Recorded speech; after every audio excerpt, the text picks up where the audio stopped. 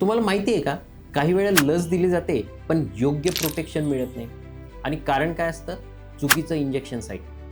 हे थोडं सरप्रायझिंग वाटेल, पण काही वॅक्सिन्स जर चुकीच्या जागी दिल्या गेल्या तर त्यांचा इफेक्ट कमी होऊ शकतो. आता रेबीज किंवा टी सारख्या वॅक्सिन्सच्या बाबतीत एक कॉमन चूक दिसते.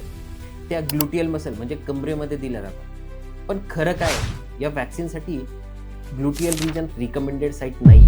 का? कारण त्या भागात फॅट लेअर जास्त असते आणि जर इंजेक्शन फॅटमध्ये गेलं तर व्हॅक्सिन योग्य प्रकारे ॲब्सॉर्ब होत नाही. म्हणजे बाहेरून लस घेतल्यासारखं वाटतं, पण आतून प्रोटेक्शन इनकम्प्लीट राहू शकतं. म्हणूनच स्पेसिफिक वॅक्सिनसाठी स्पेसिफिक साईट ठरवलेली असते. जसं डेल्टॉइड मसल किंवा अँटेरोलॅटरल थाय.